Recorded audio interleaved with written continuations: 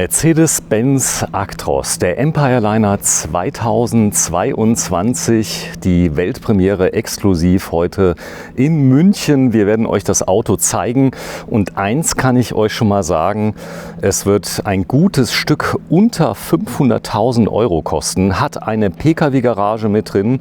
Und gut, die Ausstattung, wie sie jetzt hier steht, hat schon ein bisschen was drin, so 3x Lithium und Co. Aber ich habe eben mal so gewitzelt, fast ein Volksmorelo oder ein Volksactros. Und da haben alle gelacht und haben gesagt, naja, er kostet ja noch ein bisschen Geld. Aber das ist das neue Gesicht auch von Morelo. Wir werden euch alles zeigen. Wir haben also zwei wirklich wichtige Leute von Morelo da. Sieht ein bisschen aus wie auf der Beerdigung in Schwarz, aber so sind sie, die Franken. Ich grüße dich, Reinhard. Guten Morgen, Sven. Tolles Auto. Ja, ich hoffe, wir finden überall diese Anerkennung. Wir haben uns viel Mühe gegeben und glauben auch hier, dass wir den Nagel auf den Kopf getroffen haben. Ja, wir haben noch jemanden, ich ziehe mal gerade ein bisschen auf, dass ich den überhaupt mal drauf kriege. Jetzt bin ich bei 18 mm. Passt auf, ich gehe jetzt mal auf 10 mm, dass wir das mal sehen. Und es ist wirklich ein tolles Auto, aber auch nicht zu lang. Ja. Er hat nämlich, glaube ich, nur 11,50 Meter. Ich grüße dich, Robert. Guten Morgen, Sven. Servus. Ja, du hast mich angerufen vor einiger Zeit, hast gesagt, wir treffen uns hier in München, denn das Ganze wird heute vorgestellt im Rahmen der Händler. Die Händler selbst haben ihn noch nicht gesehen, gell? Nein, tatsächlich. Also die Händlertagung beginnt erst um 10. Wir haben jetzt 8 Uhr, 8:30 Uhr.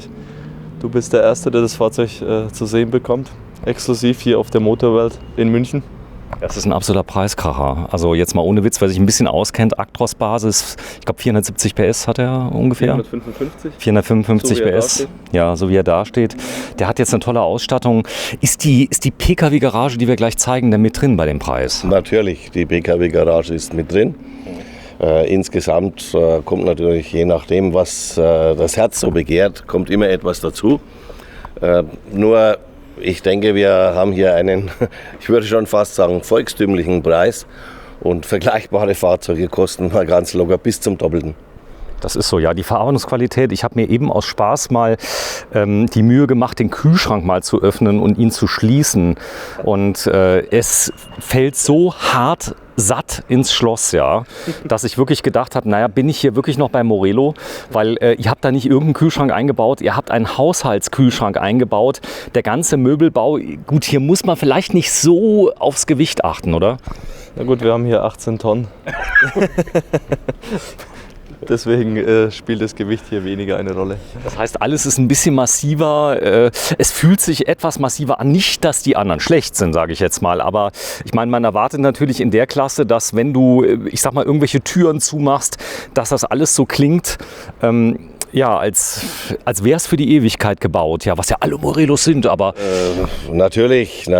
Du kannst ja grundsätzlich mal von 20 Jahren ausgehen. Aber wenn du ein Fahrzeug in dieser Größe und mit dem Leistungsspektrum hast, möchtest du natürlich auch etwas haben, was über ein Reisemobil hinausgeht. Also wir sehen es mehr so als Apartment auf 4 Rädern, das Haushaltsnutzen hat und im Endeffekt dir tatsächlich die Ferienwohnung ersetzt. Ja, es gibt ja ganz große Diskussionen darüber, was ist noch Camping. Es hat sich aber eine ganz neue Situation entwickelt. Also das typische Camping gibt es. Also es gibt die Campingplätze, es gibt das Freicampen. Es haben sich Tausende von Stellplätzen entwickelt. Das ist so, also wo ja viele dann sagen, naja, die stehen da auf so einer Betonpiste nebeneinander, sind so da. Und wenn du da drauf guckst auf diese in Anführungsstrichen Betonpiste, alle sind happy, unterhalten sich, treffen sich. Es hat sich ein bisschen weiterentwickelt, so ein bisschen nach amerikanischem Vorbild, kann man das sagen? Ja, ein bisschen schon. Ich meine, wir sind in der Regel 15 bis 20 Jahre hinter den Amerikanern eigentlich traditionell her. Was natürlich einfach damit zu tun hat, dass bei uns ein massives Steinhaus wichtiger ist als ein Reisemobil. Aber jetzt gibt es schon so viele Jahre keine Einschränkungen durch Kriege oder sonst was, sodass sich doch relativ viel Geld angesammelt hat in Deutschland oder in Europa. Und ich glaube, jetzt ist man durchaus in der Lage, auch dieses Geld auszugeben, sein Geld in Form von Leben zu genießen. Das ist so. Also mit ganz vielen habe ich mich unterhalten. Die leben in den Fahrzeugen teilweise 10 Monate, erst zuletzt ein Pärchen, eher 81. Und da habe ich dann übertitelt Wohnmobil statt Altersheim und alle haben mir recht gegeben. Das ist das, was sich ganz, ganz, ganz viele wünschen, oder Robert? Wohnmobil statt Altersheim, ja.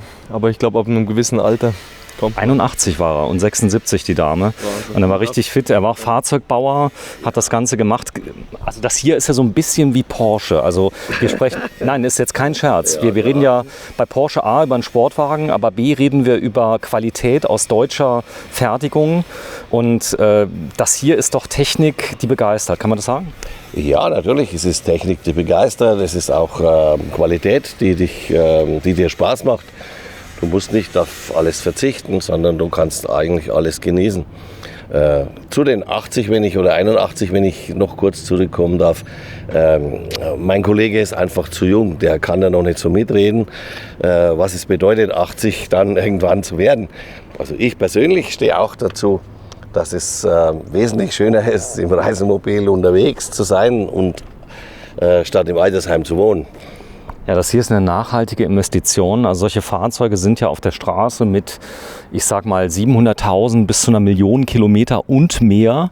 Das heißt also, die Maschine ist wahrscheinlich nicht der Punkt, der heute und morgen dann irgendwann mal nachgeben wird hier, sondern ich sag mal, es ist vielleicht auch, dass jemand sagt, so nach 8 oder 10 Jahren, er gibt ihn ab und dann passiert was ganz Wunderbares, wenn man selbst einen 6 Jahre alten oder 7 Jahre alten Morelo abgibt, ja, ist der bei euch meistens, wenn ihr den zurückkriegt, keine 5 Minuten im Netz, oder?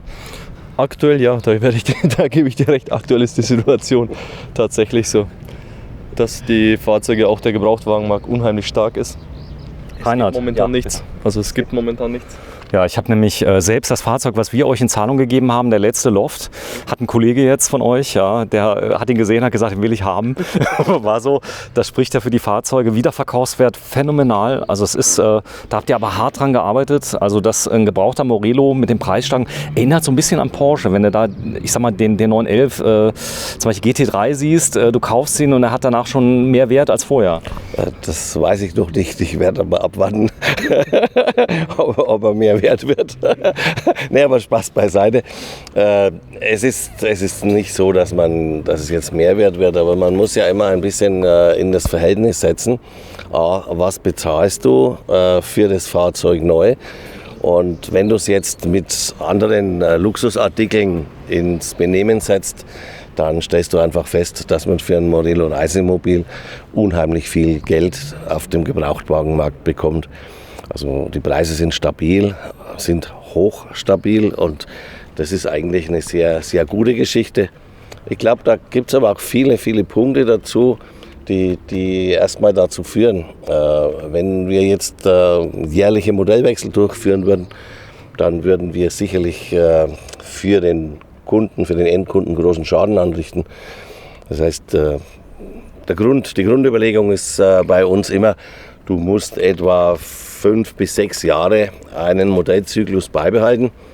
Wenn du an den Empire Liner hier denkst, dann haben wir den Empire Liner Vorgänger praktisch jetzt, haben wir vorgestellt 2016. Das heißt, wir haben ihn jetzt 5 Jahre stabil gehalten. Und ich meine, wenn wir jetzt nicht die Idee gehabt hätten, den Actros drunter zu setzen, dann hätten wir vielleicht noch 1 Jahr gewartet. Aber in dieser Kombination ist es ja schon fast einmalig, ein Fahrzeug mit derartig viel Potenzial zu einem derartigen Preis. Robert, die Energieeffizienz dieser Fahrzeuge ist fast passivhausmäßig. Also ist wirklich so, also man kommt hier mit einer Heizung aus, ich zeige das mal gerade. Das hier ist jetzt ein Apartment, die macht warmes Wasser, die heizt. Wenn man sowas zu Hause aufbauen würde, würde einer sagen, also bei einem kleinen Apartment, das ist zu wenig. Hier ist es so, dass selbst die 30, 20 PS, die macht so warm, die ist schon fast überdimensioniert, oder? Das heißt, Wärmedämmung, ihr nehmt es unglaublich ernst. Das heißt, also auch der Gasverbrauch, der fällt damit natürlich. Auch der Gasverbrauch, aber gut, da muss man dazu sagen, beim Empire haben wir auch noch die Glasfenster. Ja, und 52 mm dicke Wände. Das kommt ja alles noch. Das ist ja auch kein Sperrholz dazwischen. Das ist, glaube ich, ein Verbundmaterial. Naja, das ist beidseitig Aluminium und zwischendrin beidseitig Aluminium, also Außen- und Innenseite Aluminium. Die Innenseite bespannt, wunschgemäß bespannt und eine 50er Isolierung dazwischen. Das ist natürlich schon ein Maßstab. So, wir gehen mal gerade einen Schritt zurück, dass wir das ganze Schätzchen mal hier von der Seite sehen. Nochmal die Länge 11,50, was hat der ungefähr? 11,40 Meter. 11,40 Meter. Das ist jetzt ein Format, das ganz viele Stellplätze aufgenommen haben. Also wir sprechen ja meistens auch über Gespanne, die unterwegs sind, die eine gewisse Länge haben. Das seht ihr ja bei euch auf dem Platz. Es werden immer mehr Stellplätze. Also ich habe mich vor kurzem mit jemandem unterhalten, der hat ein 12-Meter-Fahrzeug, ein Amerikaner, haben ihn gefragt, wie viele Stellplätze gibt es denn in Deutschland? Ja, der hat gesagt, über 3000, die er anfahren kann. Ja, also vor 10, 20 Jahren hätte ja niemand daran gedacht, dass Fahrzeuge über 9 Meter in der großen Menge verfügbar sind. Aber du kannst ja heute einen Fiat Dreiachser auch schon bei 9 Meter bauen. Und da ändert sich sicherlich einiges. Und wenn neue Stellplätze gebaut werden, und es werden ja viele normale Stellplätze, also ich meine nicht Campingplätze, sondern Reisemobil-Stellplätze geschaffen, was Gemeinden oder private Institutionen, private Leute bauen. Und wenn man heute einen neuen Stellplatz plant, dann geht man automatisch davon aus, dass größere Fahrzeuge dort Platz haben müssen. Reinhard, das ist echt Glasfenster. Wenn sich jemand ein bisschen auskennt, allein die kosten ein Vermögen. Wie habt ihr diesen Preis kalkuliert? Ist da denn noch was dran verdient? Weil das Basisfahrzeug kostet ja auch ein bisschen was. Wenn ich ehrlich bin, hoffen wir, dass wir auch was verdienen, ja. Das geht schon. Ist das hier so ein bisschen die Kampfansage, so ein kleines bisschen an, ich sag mal, den Markt, der im Moment da ist, der vielleicht bei 1 Million liegt oder drunter und so weiter? Weil ihr könnt ja dann auch produzieren. Nee, unser Bestreben war es ja immer, Luxus in Serie zu fertigen. Und da kommt auch der Preis her. Also wir produzieren da nicht 3 Stück im Jahr, sondern wir haben ja höhere Ziele. Ich sag mal, vom Actros, wenn wir da mal 50, 70, 80 oder 100 bauen im Jahr, dann sieht das Ganze ganz anders aus und das ist unser Ziel. Das ist die Menge. Wir haben schon mal darüber berichtet, bei euch ist die Diversifikation nicht so tief.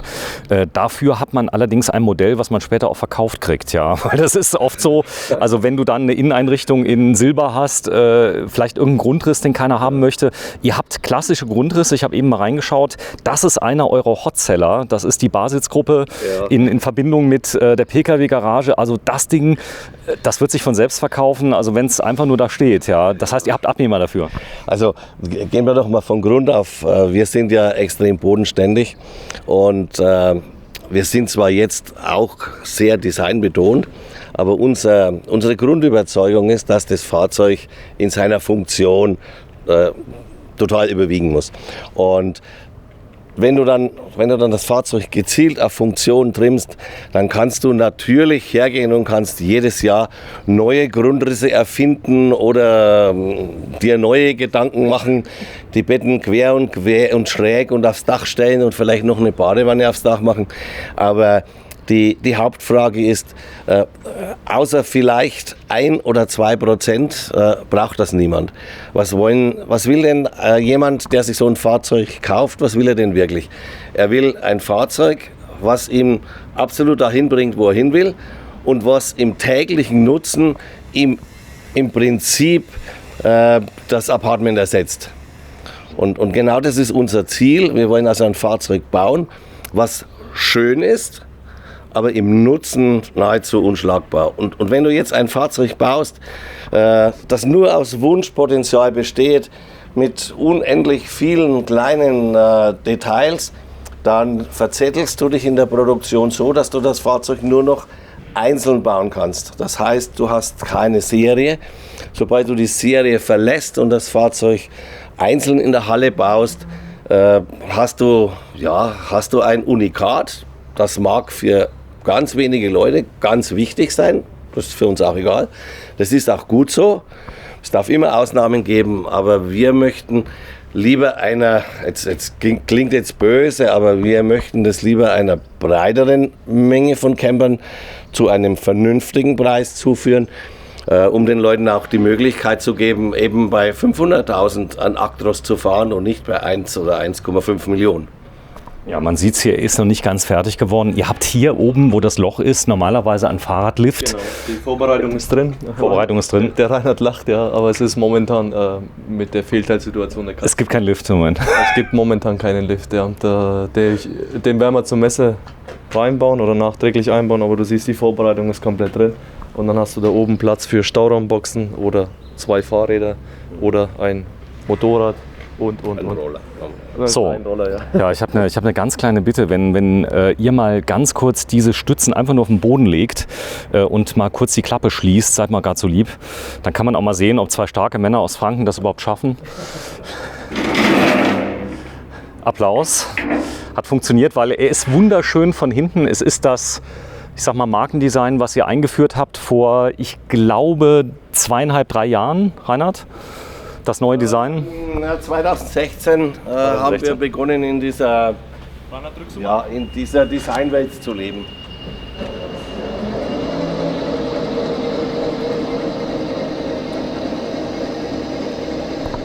Das ist schön. Und ihr habt natürlich die Beschläge, habt ihr nicht irgendwelche gewählt. Das ist, habe ich eben gesehen, Edelstahl. Also guckt ihr mal, kommt mal bitte her. Ich meine, ihr habt es ja schon gesehen. Für euch ist das ja jetzt Kindergeburtstag, ja. Aber wenn du jetzt hier stehst und siehst das hier und da steht Actros drauf und ein Preis deutlich unter 500, mit der Mehrwertsteuer muss man ja noch sagen, da sind ja noch 19% Mehrwertsteuer drin. Ja, ein Geschenkartikel.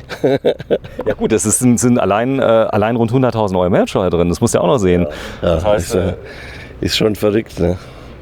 Aber wir haben es ja vorhin gesagt, wir denken schon, dass wir damit auch noch was verdienen.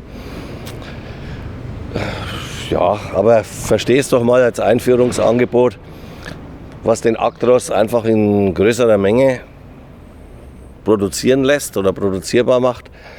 Und je mehr von den Fahrzeugen tatsächlich laufen, desto interessanter werden sie. Was ist das hier unten, das Schwarz, habe ich mich eben schon gefragt? Ja, das ist ein Side Assist. Im Endeffekt hörst du heute oder bei den Fahrzeugen in Frankreich musst du so einen komischen Aufkleber draufkleben. Das zeigt dir elektronisch an, ob sich hier im Seitenbereich etwas befindet, ein Fahrradfahrer, ein Fußgänger, ob Kollisionsbereich ist beim Abbiegen etc. Und das macht das Fahrzeug von sich aus. Das wird irgendwann im LKW, glaube ich, nächstes Jahr Serie. Und beim Reisemobil nicht, aber wir haben das gleich eingeführt. Das ist eine praktische Lösung.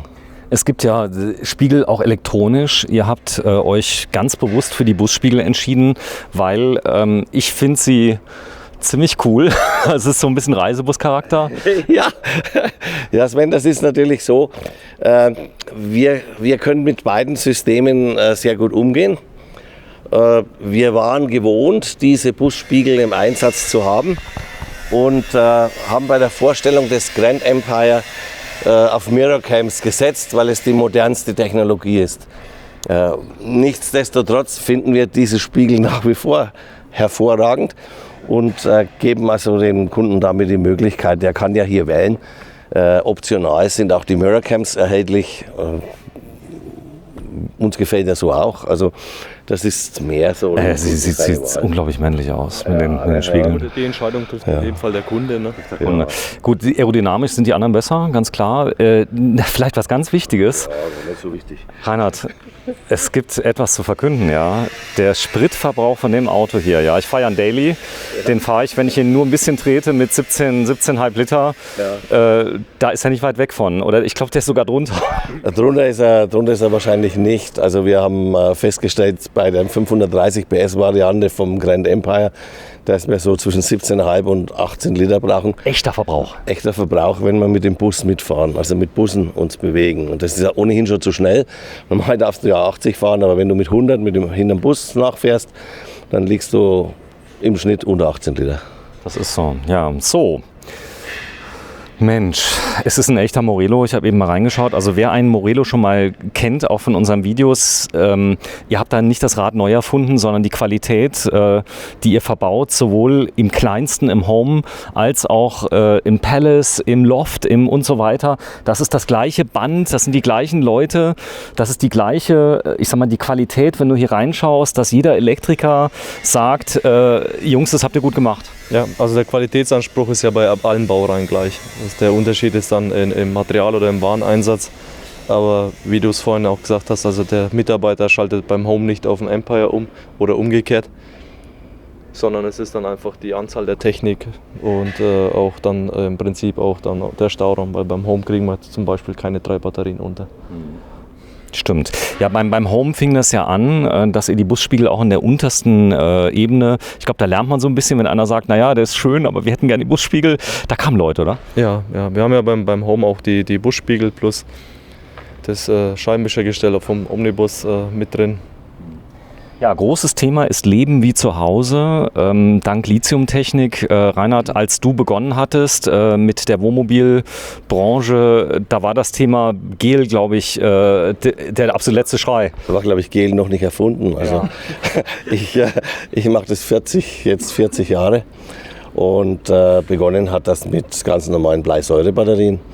Echt? Ja, klar. Und wenn ich da ganz ehrlich bin, abgeschafft wurden eigentlich im Reisemobil die Bleisäurebatterien deswegen, weil die Leute sie nicht gepflegt haben und nach 1 oder 2 Jahren gekommen sind und reklamiert haben. Sie haben es selbst kaputt gemacht, haben es aber dann reklamiert. Und wenn man dann auf eine Gelbatterie umgestellt hat, die man eigentlich nicht pflegen muss, dann war das ideal für die Leute. Ja, hier sieht man Super B, den Partner habt ihr jetzt schon recht lange. Ich habe es ja auch im Einsatz. Es sind ganz unkomplizierte Batterien. Ja, ganz unkompliziert, nahezu wartungsfrei. Es hat jede Batterie nochmal eine eigene Sicherung. Das heißt also, es kann nicht passieren, dass man die mutwillig kaputt macht durch Fehlbedienung. Kaum, oder? Eigentlich nicht. Also ich kann mich an keinen Ausfall erinnern und an keine kaputte Batterie oder sonst was. Also wir sind ja eigentlich so gepolt, dass wir nicht versuchen, das allerletzte Stück rauszukitzeln an Technologie, sondern wir wollen das ja nutzbar machen, das Ganze. Was nützt es dir, wenn du mit der modernsten Technologie nach Spanien gefahren bist und du keine Möglichkeit hast, das reparieren zu lassen oder schnell einen Austausch durchzuführen? Und dann haben wir suchen uns einfach die Komponenten raus, wo wir im Vorfeld auch durch Tests erwarten, dass die Ausfälle gering bis gar nicht da sind. Und da müssen wir einfach sagen, das, was wir an den Fahrzeugen heute einbauen, das ist nahezu störungsfrei. So, die komplette Seitenwand ist aus Glas. Das ist, glaube ich, auch was ganz Wichtiges für die Langlebigkeit. Habe ich was Falsches gesagt? Ja. Die Wand ist eigentlich erstmal aus Aluminium. Nee, ich meine hier die Beplankung ist aus Glas. Ja, theoretisch könntest du damit durch eine geeignete Waschanlage fahren, was du mit den üblichen Kunststofffenstern eben lieber nicht machst, sonst sind sie verkratzt. Aber die Glasbeplankung, die ist nicht nur schön, die Fenster haben eine wesentlich bessere Isolierung und eine super Schalldämmung. Ja, die Schalldämmung ist bei mir so, ich habe ja keine. Gut, jetzt ist das auch eine Frage des Gewichtes, ganz klar. Ich meine, bei mir geht es um jedes Gramm. Wenn du den schön voll machst mit Waschmaschine, Spülmaschine und so, bis 7,5 Tonnen, bei dir auch? Ja, geht's auch um jedes. Gut, du wohnst in Franken. Also was ist da ein schönes Gericht in Franken? Was isst man gerne? Ach, Schäufele zum Beispiel. Klar. Oder Rippchen. Das Schlimme ist auch noch, das wird zu Discountpreisen in Gaststätten verkauft. Ja. Nicht nur das, und es schmeckt auch noch. Franken, ein absoluter Hightech-Standort. Also man kennt ja die Automotive, ich sag mal Leute aus Stuttgart und Co., die kennt man. Aber das in Franken gibt es unvorstellbar geile Firmen, sage ich jetzt mal, also die man so ja noch gar nicht kennt. Viele wissen gar nicht, dass zum Beispiel ein Fahrradhersteller, der größte der Welt, kommt aus Franken. Ja, Cube. Ne? Cube, ja. Ja, das ist Wahnsinn. Also wir sind da selbst immer begeistert, weil man denkt da nicht daran. Aber es gibt in Franken die höchste Anzahl von Hidden Champions, also Firmen, die den Weltmarkt führen. Da ist die größte Anzahl in Franken. So, ich zeig's mal gerade. Tankvolumen hier, Diesel? Wir haben hier 500 Liter. 500 Liter, das bedeutet also beim Durchschnittsverbrauch, jetzt gehen wir mal im schlimmsten Fall aus 20 Liter, kommst du damit 520.000 Kilometer weit. 2500 Kilometer. 2500 Kilometer? Ja, 2500 Kilometer. Echt? Mit einer Tankfüllung? Mit einer Tankfüllung. Ein Wahnsinn, ne? Du weißt, die Arithmetik ist nicht so mein Ding. Naja, aber du kannst über Luxemburg fahren. Ich bin doch direkt daneben. Ja. Das heißt, man kann dort tanken, wo es günstig ist. Naja, ich weiß nicht, ob es so wirklich wichtig ist. Also ich finde das wichtig. Also ich achte auf jeden Cent. Ja. Ich weiß nicht, also im Urlaub fahre ich eher, also einen Umweg von 200 Kilometern würde ich jetzt nicht fahren, um irgendwo etwas billiger zu tanken. Aber es ist schon grundsätzlich so. Es ist ja die Frage, wo kommen die Leute her? Ich meine, du hast Spediteure, die haben den großen Tank zu Hause, füllen auf und kommen dann irgendwann wieder. Du redest hier von Dingen, die will ich gar nicht hören. Ja, so, das ist so. ja. Aber nichtsdestotrotz, die Kundschaft, die diese Fahrzeuge kauft, sind leider nur Scheichs aus dem Nahen Osten. So ist es, denn die typische Kundengruppe spricht Arabisch, hat mehrere Milliarden auf dem Konto und ansonsten kann sich ja sowas niemand leisten. Die Wahrheit ist ganz anders, gell? Also ich glaube, wir haben überhaupt keinen Scheich in der Kundschaft. Was? Nein, keinen Scheich. Also wir haben ein Fahrzeug am marokkanischen Königshaus, das ist ganz lustig, aber das... Aber, ja, Die Prinzessin? Ja, aber Ist sie hübsch? Ich habe sie nicht gesehen. Also, hast du sie gesehen? Nee, ne? Okay. Und wenn, wäre sie verschleiert gewesen. Okay. Nee, aber das ist egal. Also, ja, also wir legen besonderen Wert darauf, dass unsere Kunden eigentlich aus der normalen Welt stammen. Das sind Menschen wie du und ich, wo die Frau dann auch das Geld freigibt. Ich meine, Stimmt, kann ich bestätigen. Nein, es ist einfach tatsächlich so. Man hätte vielleicht vor 20 oder 30 Jahren hätte man das Geld nicht ausgegeben. Da war man vielleicht noch anders gepolt. Da hat man für die Ewigkeit und für die Kinder gespart. Und ich glaube, man hat immer gedacht, dass man das Geld nach dem Tod noch brauchen kann. Und das hat sich gerade auch in den letzten 2 Jahren mit dieser Corona-Geschichte doch relativ stark geändert. Die Leute sehen heute, wenn sie mal 60, 70 Jahre alt sind und in ihrem Leben erfolgreich waren, dass man es doch nicht mitnehmen kann. So, fängt an bei der Aufbautür. Ihr arbeitet mit keinem Geringeren zusammen als Rhein Composite. Das ist einer der, ich sag mal, namhaftesten Türenhersteller, unter anderem für Feuerwehren, Rettungsdienste. Das ist kein Spielzeug. Richtig, er ist leider auch der teuerste. Ja, aber Lieferant. es ist aber das schlimmste Ding, was du haben kannst, ist die Tür. Und ihr habt diesen Lieferanten schon ewig und ich habe viele Aufbautüren getestet. Bei euch im Service sagt ihr auf Fränkisch, ich kann es nicht nachmachen, weil da gibt es so einen kleinen Türsensor und ich habe die Tür immer so vorsichtig zugemacht, ja. Und dann haben die gesagt, nein, ich zeige dir jetzt mal, wie die zugeht. Und da hat er die mal zugezogen. Und da hat er gesagt, dafür ist die Tür gebaut. Das stimmt, ja. Das ist der Kontaktsensor, der dann piepst, wenn man die Zündung zieht Und und der hat die nämlich 2 nicht Stück einfährt. Ja. Ja, da hat er mir das mal gezeigt, danach ging es. Das ist eine richtige Tür. Wenn du die mal gerade schließt, sag mal gerade so lieb. So, ja, so muss es klingen, oder? Da machst du dich am Platz wahrscheinlich eher. Ja, naja, würde ich jetzt nicht sagen. geht auch so, ja. Wenn man ganz ehrlich ist, die kann man auch soft schließen. Vielleicht, es war ein Tick zu wenig. So ungefähr. Nein, es ging mir darum, die fällt satt ins Schloss. Es geht ja oft um, ich sag mal, irgendwelche Geräusche, die kommen. Dann habt ihr die Code-Tastatur mit dabei. Ihr habt aber neuerdings Funkfernbedienung, wenn du die mir mal gerade zeigst. Wie der Schlüsselbund. Wir können uns ja in der Zeit mal unterhalten. Die Höhe, wenn du dich mal gerade daneben stellst, Reinhard, dass man mal sieht, du bist fast über allen Dingen, wenn du gleich einsteigst. Das lieben Leute. Die können dann auch mal in 3., 4., 5. Reihe stehen. Denn wenn man höflich ist auf einem normalen Campingplatz, stellt man sich nicht ganz nach vorne, weil der wirft Schatten. Ja, ich habe das erst vergangenes Wochenende erlebt. Das war auch ganz interessant. In der Nacht oder am Abend hat sich jemand auf die Fahrerseite daneben gestellt am Stellplatz. Und am Morgen hat er mir dann verkündet, nett, dass er die Antenne gar nicht hochgefahren hat, also es war ein Kastenwagen, dass er die Antenne nicht hochgefahren hat, weil er sowieso vermutet hat, dass kein Empfang da wäre. Ah. Das heißt, du bist der fahrende Baum. Ich habe ihm erklärt, dass er einfach nur verkehrt rum steht. Ja, HPC Hubstützen. Ich habe ja eine der ersten Hubstützenanlagen bekommen bei euch. Es war ein Musterbau. Im Actros hatte die so verbaut. Ihr seid sehr zufrieden. Ja, wir sind extrem zufrieden damit. Ist okay, ich zeige es mal gerade hier vorne das Display. Das hat übrigens auch direkt eine App-Anwendung mit dabei, die hier mit da ist. Wird 3 Sekunden gehalten, akzeptieren. Darf ich die mal ausfahren oder geht es dann kaputt? Nein, fahr sie aus. Ich mache es mal, Auto Level 1. Es kommt, es ist sehr schnell, es ist sehr exakt, muss man sagen. Also es geht in kürzester Zeit. Was machen die Hubstützen? Die nivellieren das Fahrzeug auf ein gerades oder nahezu gerades Maß. Eine leichte Neigung haben wir, damit das Wasser vom Dach abläuft. Aber die richten das Fahrzeug jetzt komplett aus, wie du siehst. Ne? So, wir sprechen ja hier von einem Fahrzeug 18 Tonnen zulässiges Gesamtgewicht, korrekt? Ja.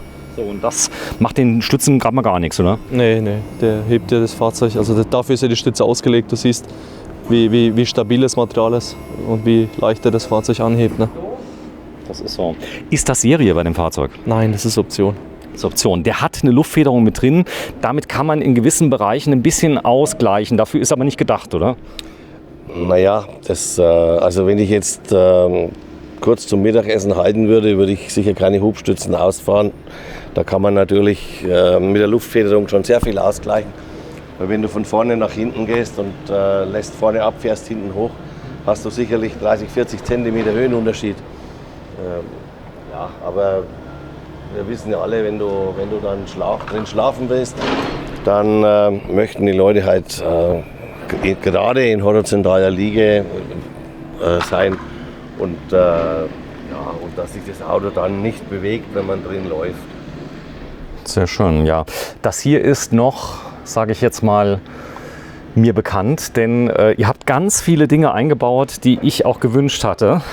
Aber nicht in das Fahrzeug, sondern in den ich bekommen habe. Unter anderem habt ihr 4 verschiedene Heizmöglichkeiten eingebaut. Das ist, glaube ich, ein Trend. Man hat einmal die Motorwärme während der Fahrt, mit der die Alde dann über den Wärmetauscher läuft. Ja. Dann habt ihr eine Dieselstandheizung hier eingebaut, die auch am Wärmetauscher hängt. Die habe ich eben gesehen. Ja. Dann ist hier eine Heizanlage eingebaut, die mit 3,5 Ampere bei 230 Volt, das ist phänomenal, das muss man sich auf der Zunge zergehen lassen. Man kann heizen mit 3,5 Ampere. Ich habe es selber ausprobiert. Ja. Wenn es nicht draußen minus 20, aber wenn es so draußen 8 Grad sind, machst du die hier an.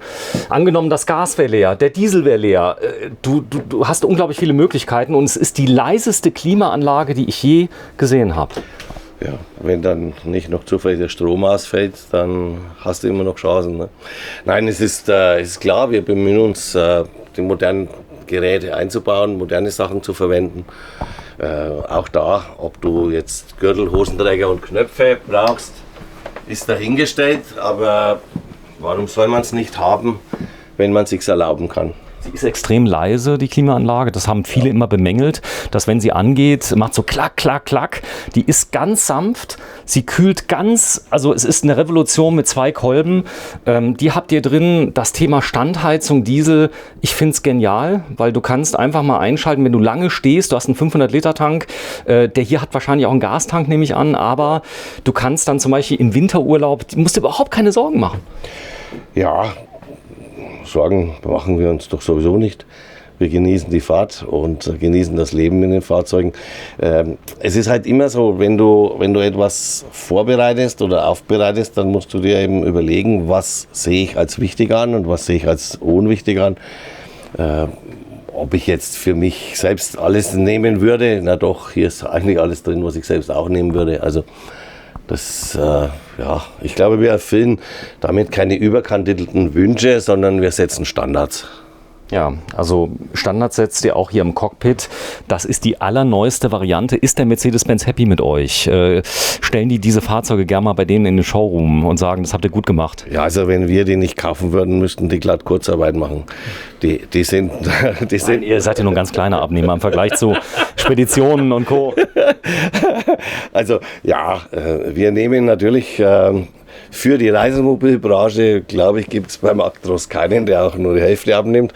Aber das ist jetzt nicht unser Ansinnen und die Zusammenarbeit mit Mercedes ist hervorragend.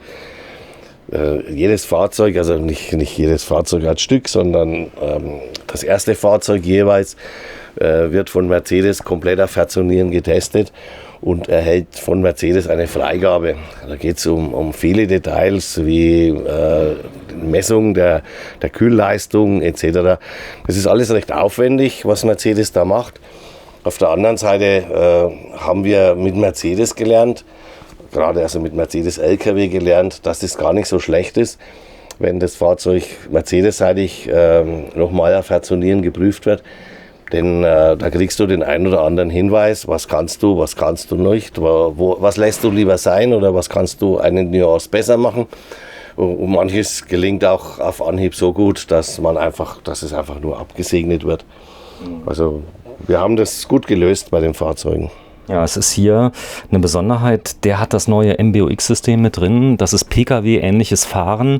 Das Geräuschniveau, ich habe ihn eben mal angelassen. Wenn du mal gerade so lieb bist, Robert, ihn mal anlässt, dass wir das mal hören, dann sieht man auch ein paar Gadgets, die da sind.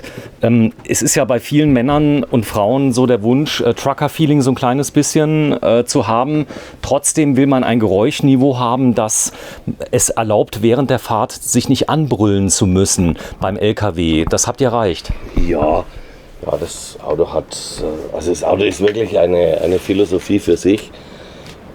Das Fahrzeug ist für die Größe und die Technologie eines massiven LKWs ist das Fahrzeug sehr, sehr ausgewogen, sehr leise, hat einen traumhaften Fahrkomfort. Also es ist an und für sich mit kaum etwas zu vergleichen.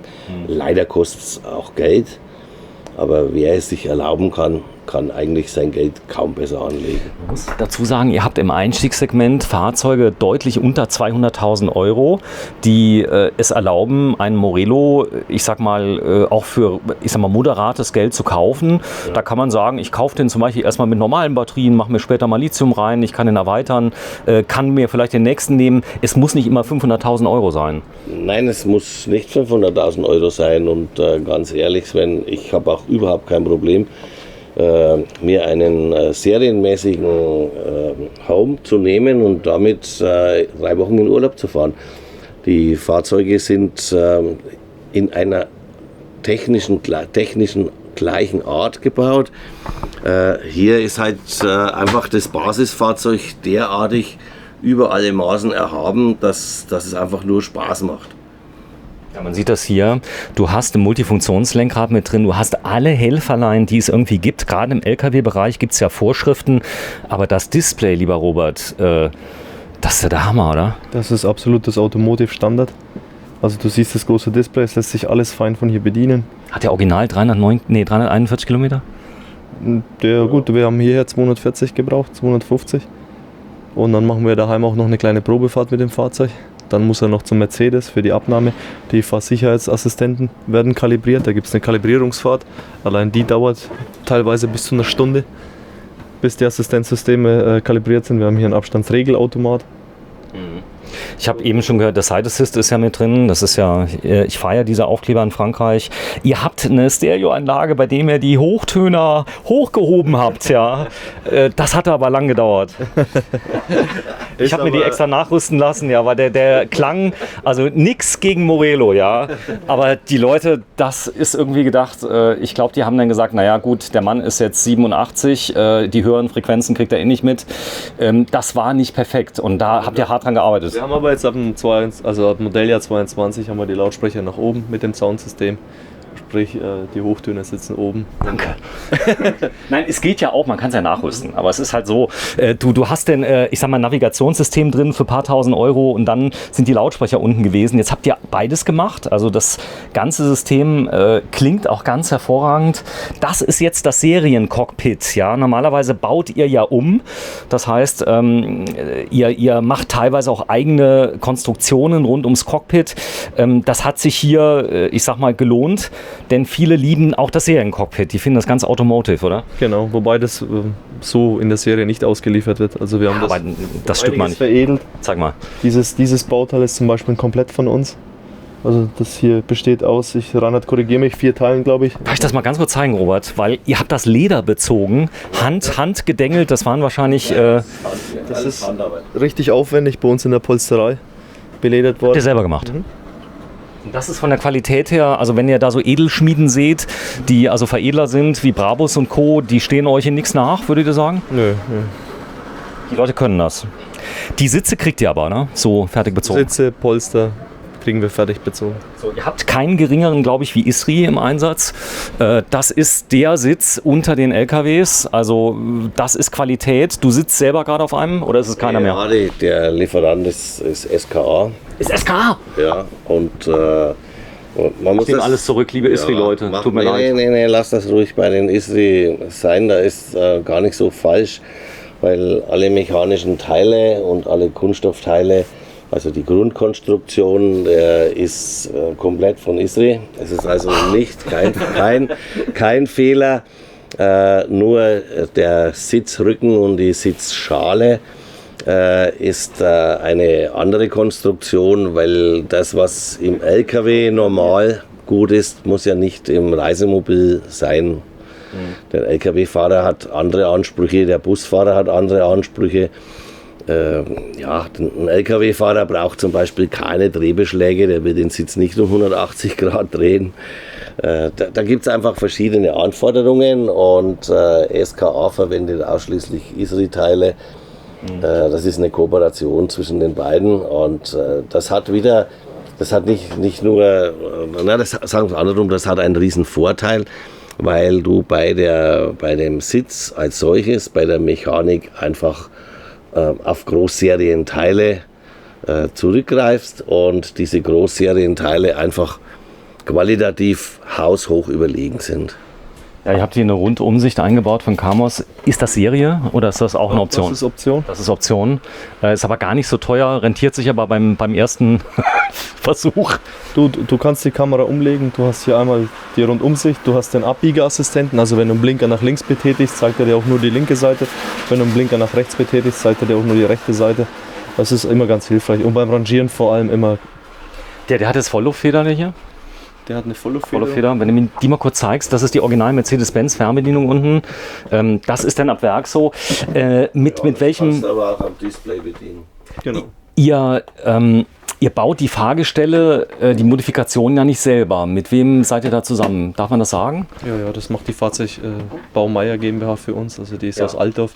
Die Chassis werden dort direkt angeliefert. Und ist das weit weg von euch? 70 Kilometer, 74 Kilometer, sowas um den Dreh. Und die bauen das komplett um. Weil wir haben mit dem, also du hast bei uns ja viel gedreht und eine Schlosserei hast du bei uns nicht gesehen. Fahrwerkstechnik hast du bei uns auch nicht gesehen. Das ist eine Dienstleistung, die kaufen wir zu.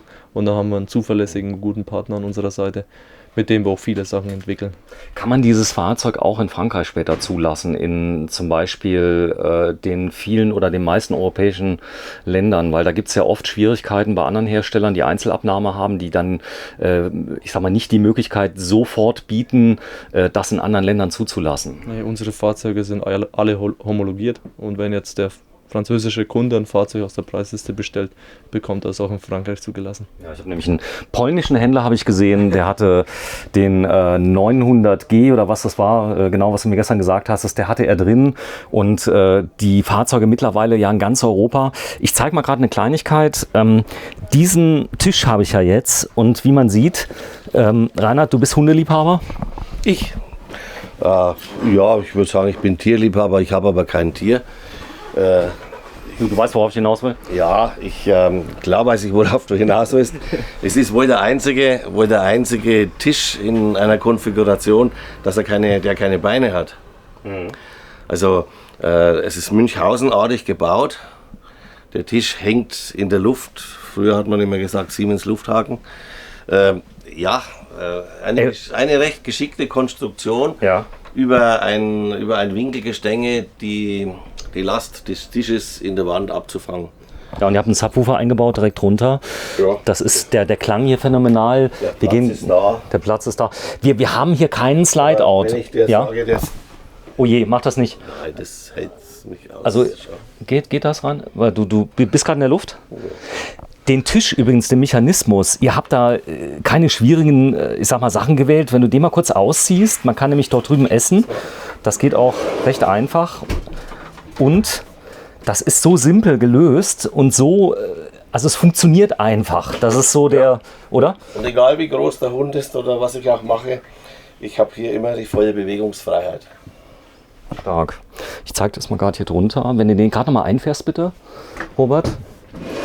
Das Besondere, auf was ich hinaus wollte, ist, wir haben jetzt keinen Slide-Out. Ja, das ist ja eine Sache, die man wahrscheinlich, kann man den optional haben? Ja, der ist optional in der Preisliste. Preis ungefähr? 30.000. 30.000, so. Das macht viel aus. Der geht wie weit raus? Ungefähr 30? 47. 47? Knappe 50. 47 Zentimeter? Ja. Hammer. So, das heißt, die Küche und der Teil wird dann mit rausgefahren? Ja, das einschließlich Küche fährt raus. Da scheiden sich aber die Geister. Der eine schwört drauf, der andere braucht es nicht. Ich meine, man muss vielleicht auch trotzdem fair sein, weil wenn du jetzt hier einen Schwenk machst, wir haben hier ohne Slide-Out bereits derartig viel Platz in dem Fahrzeug. Das ist eigentlich... sehr breit, gell? Innen. Ja, es ist sehr breit. Also wir haben einen geschickten Verbau, sodass wir im Innenraum extrem viel Platz haben. Also wir sehen das ja, wir gucken uns ja auch Wettbewerbsfahrzeuge an und stellen immer fest, dass wir so die letzten 3-4 Zentimeter bei gleicher Außenbreite die letzten 3-4 Zentimeter mehr Innenbreite generieren können. Und das ist dann eigentlich eine ganz interessante Geschichte. Also ich persönlich finde den Slide-Out schön, finde den gut und ich persönlich brauche keinen Slide-Out. Ihr habt ihn ja, wenn er einer haben will. Ja, dann verkaufen wir den und der kriegt den auch und der ist auch toll. Ich persönlich brauche es eben nicht, weil wenn ich zu zweit mit dem Fahrzeug unterwegs bin, ja. Was ich toll finde, ist die Blickachse. Also viele Menschen, die lieben es ja hinten zum Beispiel im Bett zu liegen und dann nach vorne aufs Meer zu schauen. Und ich gehe mal gerade ganz nach hinten, dass man das mal sieht. Da ganz da hinten, ich habe jetzt, gut, ich bin weitsichtig, aber normale Leute, die können gar nicht bis nach hinten gucken. Man hat unglaublich viel Platzgefühl. Jetzt kommt ja noch eins mit hinzu. Dahinter ist ja noch die Fahrradgarage. Das heißt also, ihr habt es geschafft, einen Platz zu schaffen, plus Fahrradgarage, plus Auto. Und wir gucken uns gleich mal hinten mal das Bett an. Du fühlst dich nicht erdrückt, als wärst du da irgendwie in der Ölsardine, sondern ihr habt's gelöst. Nee, das Raumvolumen hier ist enorm. Also wir waren jetzt selber, also nicht mit einem Empire unterwegs, aber mit dem Palace. Auch da, du hast ja das Fahrzeug. Das ist enorm. Hund, 2 Kinder. Also wir fahren ja jetzt große Tour, also erster großer Praxistest. Das Besondere ist bei meiner Frau, die ist ja gar keine Camperin und also folgende Geschichte, wir hatten ein Fahrzeug zur Verfügung gestellt bekommen, was wir hätten testen können. Und du weißt, warum meine Frau gesagt hat, nee, sie fährt mit dem Auto nicht. Es waren 2 Gründe. Wenn du darauf kommst, dann gebe ich dir gleich einen Auto. Ah nee, ihr wart ja gestern bis 2:30. Nein! Also ich lag um 11:30 im Bett. Du weißt, was sie gerne haben wollte? Es waren 2 Sachen. Da kann man jetzt laut drüber lachen. Sie wollte eine Waschmaschine und sie wollte eine Spülmaschine. Und das waren nämlich die Punkte, über die wir uns immer streiten. Auch da bist du natürlich konträrer Meinung, aber ihr bietet es. Nein. Also ich bin da nicht wirklich konträrer Meinung. Ich bin halt immer der Meinung, wenn man etwas braucht, dann muss man das Beste dafür nehmen. Also wenn jemand eine Geschirrspülmaschine haben möchte, dann muss man eine Geschirrspülmaschine nehmen, die das Wort auch verdient. Und da kann man nicht aus dem Billigsegment und Billigregal irgendwas rausziehen und dann taugt es nichts. Da lasse ich es lieber weg. Ich habe halt in den 40 Jahren, die ich jetzt Reisemobil betreibe, für mich immer festgestellt, dass ich persönlich der Abspüler bin. Also ich mache halt meinen Job selbst. Wie ist der Name deiner Frau, der Vorname? Ich will das nur verifizieren. Leider nicht Geschirrspülmaschine, glaube mir. So. Nee, also es ist wirklich, das ist meine Art Arbeit. Geschirr abspülen, ich mache es auch gern. Und ich habe ja dann noch einen Sohn dabei, der ist zum Abtrocknen verurteilt. Du fährst Fahrzeuge Probe. Du bist einer von ganz vielen in der Firma. Ihr gebt Leuten die Fahrzeuge mit für einen Praxistest. Du hast zum Beispiel den Loftliner, hast du voller Stolz ganz lange Probe gefahren. Was hast du zum Beispiel hier bei dem Fahrzeug entdeckt, als es noch so, wo ihr gesagt habt, Jungs, das müssen wir ändern? Oder gab es nichts? Oh, das ist jetzt schwierig.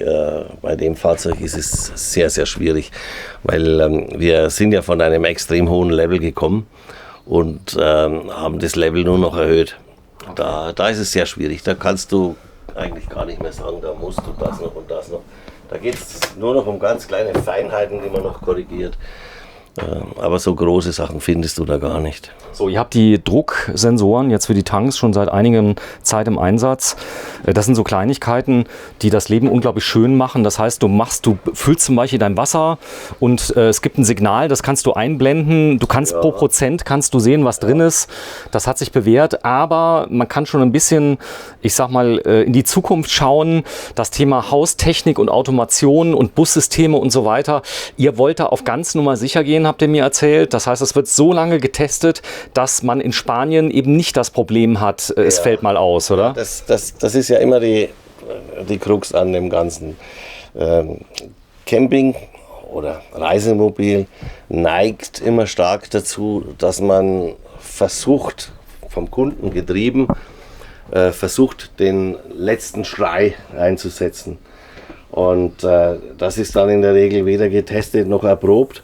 Und wenn es dann ausfällt, dann jammert der uns so lange gedrängt hat, am meisten.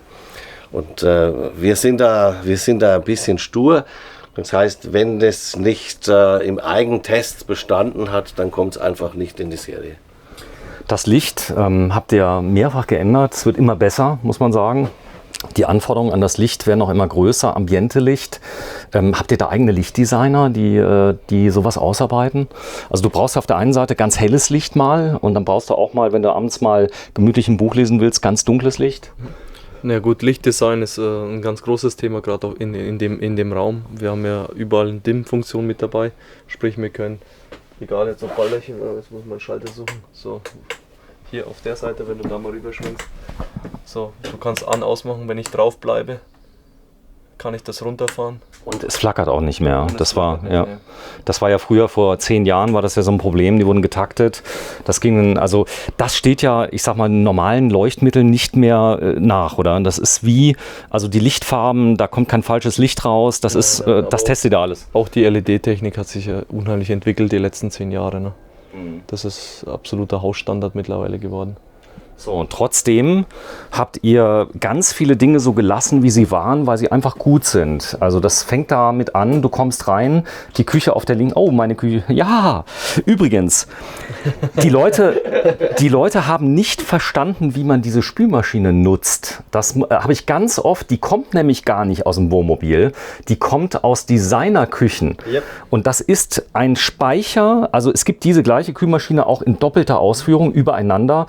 Wenn du mir mal kurz beschreibst, wie man die nutzt. Oh, jetzt hast du den Falschen gefragt. Ich kann es ja sagen. Ja? Du hast oben immer im Prinzip das Geschirr, was gespült ist. Und das räumst du in die untere rein, sodass du keine zusätzlichen Sachen brauchst. Also es kommt zum Beispiel in Japan, wo der Platz sehr, sehr gering ist. Und dann kannst du oben praktisch das fertige Geschirr lagern. Wenn du es benutzt hast, machst du es nach unten. Hier ist es so, egal was schmutzig ist, wandert in die Spülmaschine. Und das ist so genial. Du kannst viel mehr mitnehmen. Du musst nicht dauernd spülen. Du machst sie an. Es dauert ca. 3 Stunden. Es ist wie zu Hause. Und sie ist sehr leise. Und sie ist sehr leise, genau. Aber es ist nicht ganz billig, muss man sagen. Das sind hohe Frachtkosten drauf. Ja, die kommt, glaube ich, aus Australien? Oder? Aus Neuseeland. Aus Neuseeland. Der Hersteller sitzt in Auckland. Aber das Ding ist wirklich klasse. Ja. Man hat ganz wenig Probleme. Also ich habe mit ganz vielen Leuten gesprochen, die haben. Ja. Man muss allerdings den Leuten auch sagen, benutzt die Spülmaschine. Weil viele kaufen die und dann... Ja, darum sage ich, wenn ich immer selber spülen muss, ist die einfach nicht in Benutzung. Aber nee, wenn ich mir ein Fahrzeug dieser Größe kaufen würde, würde ich die Spülmaschine auf jeden Fall mitnehmen. Also das ist eine Selbstverständlichkeit. Duales Kochfeld, habt ihr das auch optional im Angebot, dass man sagt, also man hat zum Beispiel Strom und Gas, geht das?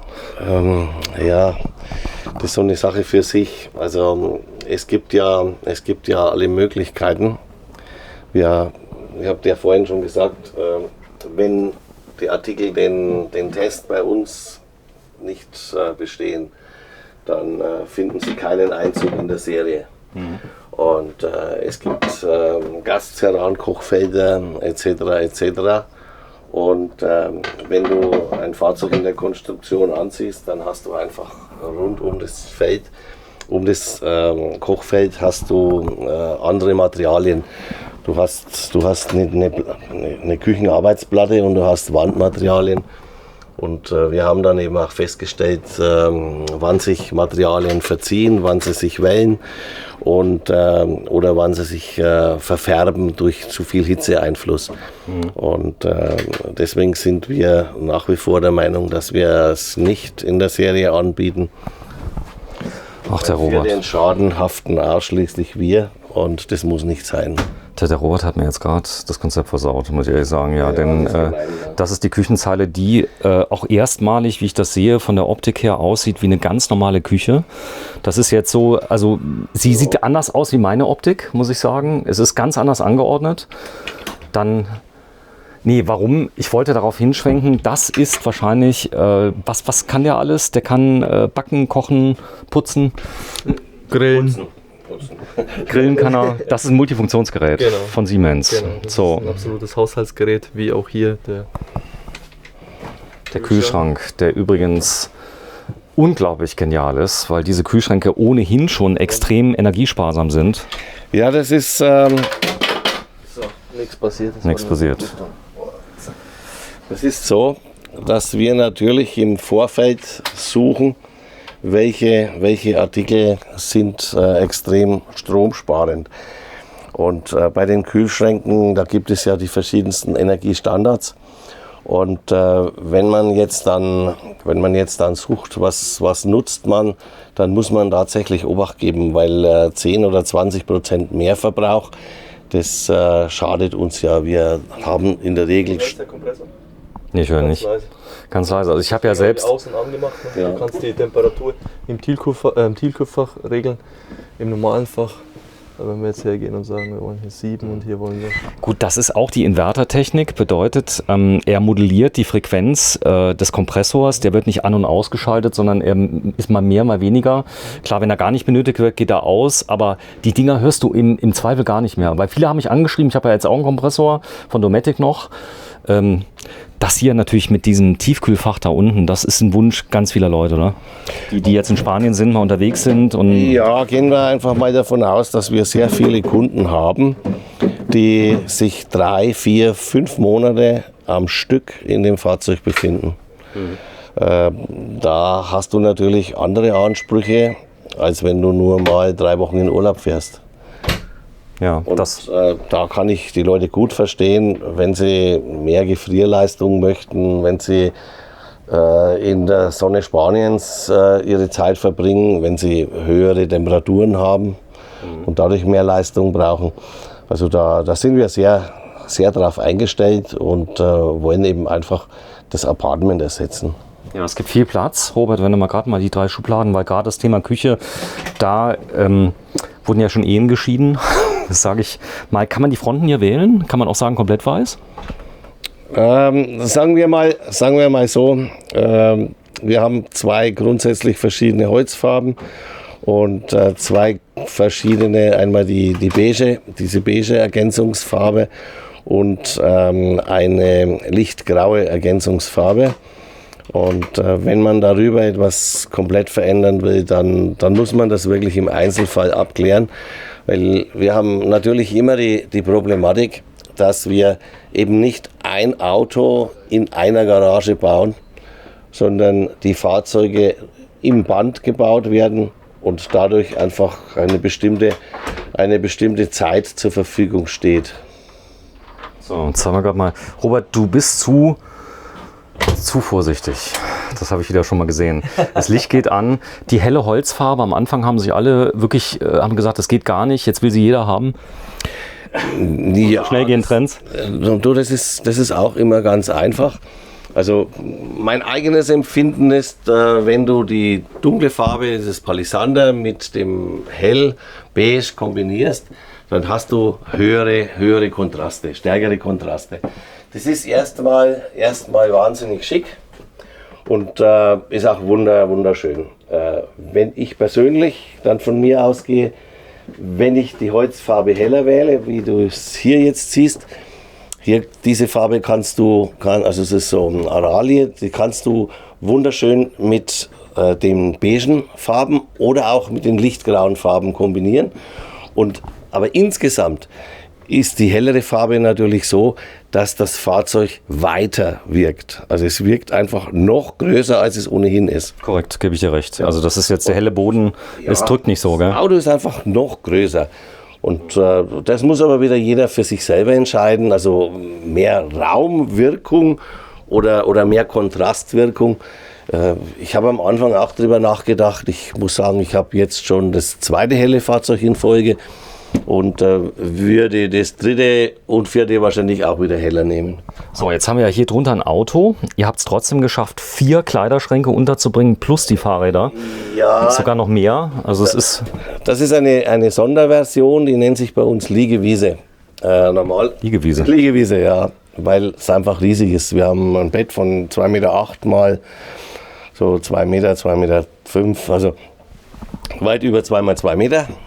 Und der Vorteil des Ganzen ist, dass man einfach eine Schlafstadt hat. Also ich bin total geflasht, weil ihr habt hinten die Ablage, die ich immer wollte, die habt ihr hier eingebaut. Also das heißt, man kann jetzt auch Getränke, ich stelle die nämlich immer seitlich auf die Heizung. Ja. Gut, jetzt muss ich sagen, ich habe einen Palace, ein bisschen kleiner. Ah, du kannst auch das Zahnglas mitnehmen. Was? Das ist ein Scherz gewesen, ne? Das war ein Scherz. Boah, ich bin so ausgesetzt. Ihr seid 2 gegen 1. 2 Franken gegen einen Rheinland-Pfälzer. So. Nein, du hast natürlich hinten alle Möglichkeiten. Du hast die Lademöglichkeit. Du hast ja heute, dass die Leute ein Handy mit hinternehmen oder einen Laptop in der Nacht noch im Bett benutzen oder sonst was. Und dann schadet ein bisschen Ablage nichts. Ich habe in die Gelmatratzen investiert. Das war gut so, denn die waren ein bisschen teurer. Aber der Schlafkomfort ist viel besser. Es gibt ja viele Tipps, wie zum Beispiel hier die 2 Klimaanlagen. Dann werden die Leute sagen, naja, brauche ich nicht. Jetzt hatte ich sie das erste Mal als heiß war im Einsatz und meine ist nur vorne. Der hintere Bereich wird einfach nicht ordentlich kalt. Der Stromverbrauch steigt damit, weil die vorne dauernd laufen muss. Das heißt also, du bist dann, das hat ja schon Sinn, dass man was plant. Wie geht ihr denn bei der Beratung vor? Weil ihr habt zwar jetzt nur wenige Holzfarben, nur wenige Grundrisse, aber du weißt ja selber, multiplizier mal die Holzfarben mit den Grundrissen, mit den Klimaanlagen, mit den Möglichkeiten, mit den und so weiter, dann kommst du auf mehrere tausend Varianten. Wie geht ihr da vor, dass der Kunde überhaupt eine Entscheidung treffen kann? Ja, ich glaube, das fängt natürlich schon mal damit an, dass viele unserer Kunden sehr erfahren sind. Das heißt, dass sie bereits Reisemobile besitzen und eventuell auch bereits ein Morelo oder ein ähnliches Produkt und dadurch schon sehr viel Erfahrung gesammelt haben. Das heißt, die wissen sehr genau, brauche ich eine Klimaanlage oder denke ich brauche keine, brauche ich 2. Und da muss man natürlich sehen, also wenn ich ein Fahrzeug dieser Größe von über 11 Metern nehme, dann empfiehlt es sich, 2 Klimaanlagen einzusetzen. Selbst wenn du nicht genügend Strom auf dem Stellplatz hättest, dass du 2 betreiben kannst, dann kannst du zumindest eine betreiben. Denn gehen wir mal davon aus, wenn du ins Bett gehen willst, möchtest du ja den Schlafraum kühl haben. Mhm. Wenn ich jetzt die Schlafraum-Klimaanlage anschalte und hier meine Schiebetüre schließe, hat ja nichts zu tun, ja. Dann ist der Raum natürlich, der Luftraum klein. Und wenn du das am Abend, sobald die Sonne weg ist und du lässt es 2 Stunden oder was laufen, dann hast du hier eine angenehme Temperatur. Es geht mir auch mehr um die Feuchtigkeit. Also du kommst rein im Winter, hast die Skisachen dabei. Ja, genau. Das entfeuchtet einfach. So, das Thema Klappern, ganz klares Thema, was Möbelbau auf höchstem Niveau. Trotzdem kann es mal passieren, das ist ein Haus auf Rädern, so ist es mir passiert. Und zwar, weißt du, was passiert ist? Nur eine einzige Sache. Die Scheibe von der Dusche, die hat ein bisschen gewackelt. So, da bin ich bei euch in den Service rein, was die jetzt mit mir gemacht haben, die sind mitgefahren. Ihr habt in Richtung Aschbach, gibt es so eine Strecke, die kennst du? Die Rüttelstrecke. Ja. Und dann, Feldweg. weil es hat immer ein bisschen so gewackelt und ich kam nicht drauf. Und dann, es gibt nichts Schlimmeres, als seiner Frau zu sagen, guck mal nach hinten, was ist denn das? So, und dann ist er dahin, hat das gesehen und was er gemacht hat, Robert? Hat die komplette Seitenwand ausgetauscht. Jetzt ist Feierabend. Und das Ganze, gut, das hat ein bisschen gedauert. Ich glaube, 1 Stunde, 2. Und es ist oft so, du fährst dann damit, dann hast du ein paar kleine Sachen, die, ich sag mal, die stören, dann wird das behoben, aber das ist ein Haus auf Rädern. Das ist ein Haus auf Rädern. Ich meine, jedes Gebäude steht statisch irgendwo fest, es bewegt sich nicht. Und hier haben wir ein Gebäude, das auf Rüttelpisten, auf Schotterpisten und was weiß ich nicht gefahren wird. Wir haben hier Temperatureinflüsse, warm, kalt, feucht, trocken. Und wenn man sich den Holzanteil in dem Fahrzeug anschaut, der ist ja enorm. Und die unterschiedlichen Materialien arbeiten unterschiedlich, sprich Spaltmaße, Materialien, Schrauben. Also ich zeige mal gerade was Besonderes. Wir reden hier über einen Actros mit 455 PS, der unter 500.000 Euro kostet mit der Mehrwertsteuer. Klar, ist ein Endkunden, gar keine Frage. Der aber hier zum Beispiel Feinsteinoptik mit drin hat. Oder ist es echtes Feinsteinzeug? Nein, das ist nicht echt, weil dann wäre es nicht pflegeleicht. Und ich kann mir persönlich nicht vorstellen, dass du zum Putzen gerne fährst. Also wenn ich mit dem Reisemobil fahre, dann möchte ich zum Beispiel die Wände hier einfach mit dem Gummischieber abziehen und nicht stundenlang putzen. Ihr habt ein Herz für große Leute, Reinhard. Du bist jetzt nicht gerade der Größte, aber... Wenn ich mich jetzt da reinstelle, ich habe natürlich riesig Platz, aber grundsätzlich ist es ja so, wir haben in dem Fahrzeug eine Deckenhöhe von 2,10 Meter und gehen mit der Duschwanne so tief, wie es nur irgendwie geht. Und damit noch ein Abfluss gewährleistet ist und sind auch in der Höhe sehr groß. Also ich sag mal, bis 1,90 kann man sicherlich mit der Regendusche perfekt duschen. Darüber hinaus wird es dann sicherlich auch etwas enger. Aber es gibt ja viele Reisemobile, die genauso groß sind oder noch doppelt so viel kosten und dann können Leute ab 1,75 schon nicht mehr aufrecht stehen. Die ist riesig, die Dusche. Also das hat mir gut gefallen. Ja, ihr habt ein neues Klo, Tecma, habe ich gesehen. Was ist da anders? Oder spielst du Musik? Oder? Der Klodeckel ist sehr schön. Der Klodeckel ist anders. Ja. Der war übrigens ziemlich teuer, wenn der mal kaputt geht, der andere. Der da ist billiger, glaube ich. Ja, beim anderen haben wir hier die Dämpfer nicht. Ne? Das kommt aus dem Schiffsbau, das Ganze? Ja. Das kommt aus dem Schiffsbau. Hier haben wir einen italienischen Hersteller, die Firma Tecma. Sieht viel schöner aus und da ist nicht das schwarze Loch drin. Genau. Also nicht, dass das andere nicht schön ist, aber du weißt ja, wie es ist. Dann hat der neue Schalter, das zeige ich mal gerade, Flash, das ist so. Die habt ihr jetzt in welchen Fahrzeugen schon im Einsatz, die Toilette? Das ist ab Modelljahr 22. 22, kommt Tecma. Ja. So, dann, ja, wir sind fast durch. Das Schöne ist viel Platz.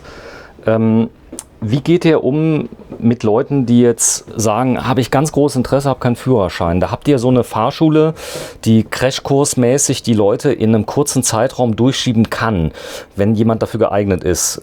Sprechen wir da von 2 Wochen, 3 Wochen? Ja, also das kommt, denke ich, auf das Geschick des zukünftigen Fahrers an. Man kann das durchaus in 2 Wochen schaffen. Manche brauchen halt vielleicht 3 Wochen, aber wenn das Ziel ist, dass ich so ein Fahrzeug fahren kann, hat man Motivation. Dann hat man doch eine gewisse Motivation.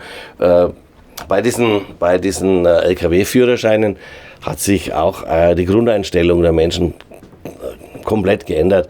Also wenn ich jetzt nur 10 Jahre zurückgehe, dann war kaum jemand mit 70 bereit, einen LKW-Führerschein zu machen.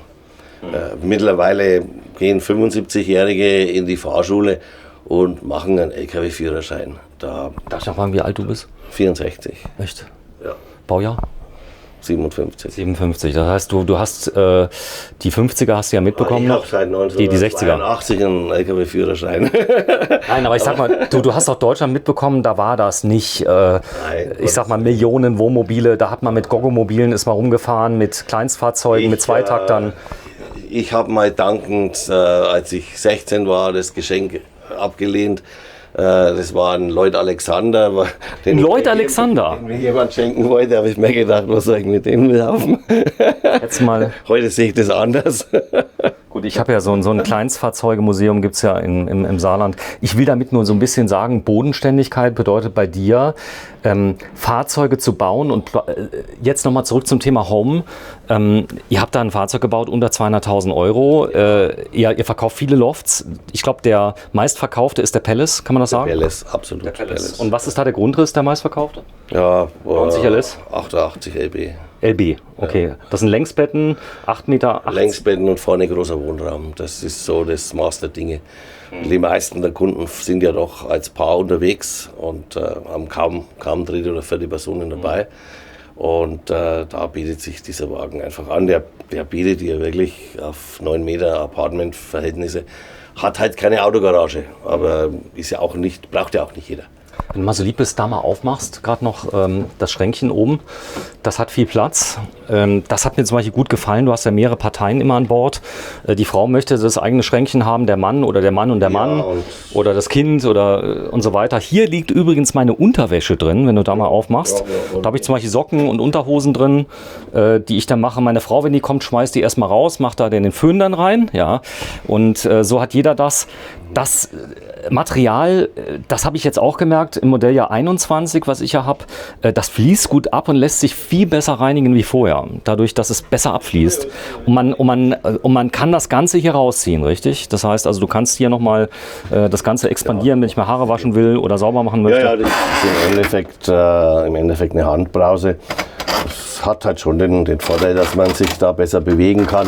Und ja, es gibt durchaus Leute, die sich an Waschbecken gerne die Haare waschen und, oder auch den Kopf mit weniger Haare. Aber dann hast du eben die Notwendigkeit, ich sage, das ist immer unsere Grundphilosophie, Nutzen.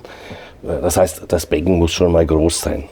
Wenn du ein kleines Zierbecken da hast, dann hast du schon diese Voraussetzungen nicht. Wenn ich eine Glasschüssel hinstelle und rundherum alles vollspritze, wie jetzt gerade im Hotel, dann ist es für das... Sah aber gut aus. Wahnsinnig schön, wahnsinnig schön. Ich bin ja auch wirklich immer für Design und schön.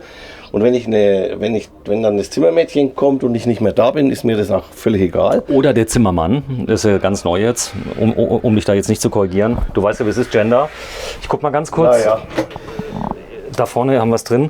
Nein, es ist ja so, das ganz große Thema, immer von Männern zu sprechen. Bei uns auf dem Kanal haben wir 87% Männer, die gucken. Aber ihr habt ganz tolle, das habe ich selbst mitbekommen, ja, hat eine Dame, glaube ich, von einem Palace auf den neuen Actros auf der letzten Messe hochbestellt. Aber sowas von. Die hat geschrien, du weißt, von wem ich rede. Ja, ich kenne Genau. sie. Und die ist so begeistert. Also es sind nicht nur Männer, die darauf stehen, oder? Nein, man muss da hier, es ist halt traditionell, ist so ein Fahrzeug immer noch männlich belegt. Aber der Anteil ändert sich, wobei eigentlich muss man viel fairer sein. Also die Männer flektieren halt stark aufs Chassis, auf den Motor, auf den Antrieb und auf den ganzen technischen Teil des Fahrzeugs. Aber wenn das Fahrzeug nicht schön genug und nicht praktisch genug ist, kauft die Dame des Hauses auch nicht. Also, und mittlerweile haben wir ja auch genügend Frauen, die einfach von Grund auf sagen, ja, ich habe den Führerschein, ich fahre das Auto selbst, etc. etc. Ihr Säcke, guckt euch das mal an. Ich habe das Ding hier hässlich da vorne hin und dann kam irgendein Franke wahrscheinlich. Stopp. Hässlich streichen wir mal aus dem ganzen Text, weil das ist überhaupt nicht hässlich. Das stimmt, das ist wunderschön. Genau, das meine ich. Das ist eine andere Art, es durchzuführen. Da geht's nicht um die Schönheit, es ist Geschmackssache. Vielleicht kann ja, das auch es sagen. ist enorm praktisch so. Darf ich das mal zeigen? Also jetzt kriege ich wieder so viele Anrufe. Wo gibt es diesen Halter? Ja, bei uns. Bei euch. Ersatzteil@morelo.de. Guck mal hier, das ist ein Original Morelo-Teil. Der habt ihr extra fertigen lassen, oder? Echt? Ja. Fertigt einer unserer Kunden für uns. So, der gesagt hat, hier habe ich entwickelt. Die Beschläge, das ist doch schon mal sehenswert, oder? Ja gut, das ist alles Haushaltstechnik. Gut, man muss hier nicht aufs Gewicht achten. Bitte einmal die Schränke durch, weil wir gehen jetzt schnell nochmal durch, dass die Leute nochmal alle Schränke sehen, weil das Thema Messen hat sich ja jetzt sichtlich entspannt. Habe ich heute Morgen in Nachrichten gehört, die UK möchte das Thema Maskenpflicht abschaffen und dann habe ich den Ethikrat dazu gehört, die gesagt haben, okay, jetzt sind die Älteren sind ja fast alle geimpft, die Jungen haben ein ganz geringes Risiko, hat er zumindest gesagt, ja, dass sie daran, ich sag mal, böse erkranken werden und das Thema Messe kommt ja jetzt. Trotzdem hat die Messe Düsseldorf gesagt, es gibt Restriktionen in der Besucherzahl. Das heißt also, man kann den Leuten nur sagen, wenn ihr ernsthaft Interesse habt, löst die Karten frühzeitig. Ja, wir haben das letztes Jahr gesehen, dass man trotz schärfsten Corona eine Großveranstaltung wie die Messe Düsseldorf hervorragend durchführen konnte. Ob man das noch weiter lockern kann, ja, warum nicht? Ich glaube auch, dass wir mittlerweile ein ganzes Stück weiter sind und ich bin nicht so überzeugt von den allgemein tödlichen Varianten. Wohl werden wir alles daran setzen, dass wir die gleichen Sicherheitsstandards wie letztes Jahr halten. Wir werden da also nicht nachlassen, dafür ist das Thema Corona noch zu frisch. Sicherheitskonzept, das war die erste Großmesse überhaupt, die stattfand in Düsseldorf. Viele haben mich ja gefragt, findet sie statt? Robert, es tut mir leid, du musst heute mal das Nummerngirl sein. Wenn du mal so lieb bist, die Sitze mal runter machst und einmal das Hubbett runter machst, dass man mal sieht, ihr habt jetzt die Variante hier mit Hubbett. Die wird gar nicht so oft genommen, oder? Oder doch? Naja, das kommt wiederum auf den Fahrzeugtyp an. Also wenn ich jetzt den Loft nehme, dann ist der Verbauungsgrad vom Hubbett, weiß ich nicht, das sage ich einfach Wildzahlen, 60%. Wenn ich den Actros als Unterbau nehme, den Grand Empire zum Beispiel, dann ist der Verbauungsgrad vom Hubbett vielleicht 10%. Das ist ganz verschieden, weil wer fährt damit? Wer fährt damit, welche Voraussetzungen will er damit erfüllen, das ist einfach ganz verschieden. Wobei in der Gesamtheit weniger als die Hälfte der Fahrzeuge sind mit Hubbett mittlerweile. Ja, ich habe ja ein Hubbett. Auch da habt ihr ganz viel Detailarbeit geleistet. Vieles ist jetzt mit Magnet. Das Hubbett habe ich jetzt elektrisch genommen, war eine gute Entscheidung. Ja. Denn wenn man morgens sagen Leute, kannst du selber hochdrücken, aber du machst es viel lieber, wenn du morgens aufstehst, willst das Ding hochfahren und du musst es hochdrücken und dann ist vielleicht der Rücken wieder beeinträchtigt. Ich glaube, ab dem 22er Modell haben wir in der Preisliste nur noch für ein Home ein mechanisches Hubbett vorgesehen. Alle anderen Hubbetten sind elektrisch, weil wenn ein mechanisches im Jahr bestellt wird für ein Palace, dann lohnt sich das gar nicht, das vorzuhalten. So. Ich habe eine kleine Bitte, lieber Reinhard, lieber Robert. Ich möchte gerne, dass ihr mir vielleicht im Anschluss die Konfiguration von dem Auto mal schickt. Also, dass man genau sieht, was ist das für eine Lederfarbe, was ist das für eine Tischfarbe. Ich habe auch einen weißen Tisch. Denn ganz viele Leute sagen, oh, das Leder. Aber wenn man das jetzt sieht, ganz ehrlich, in dem Zusammenspiel, mit der Helligkeit, mit dem allen drum und dran, da kann ich mir gut vorstellen, da wird es viele Kunden geben, die sagen, ich will den genau so haben, wie er hier steht.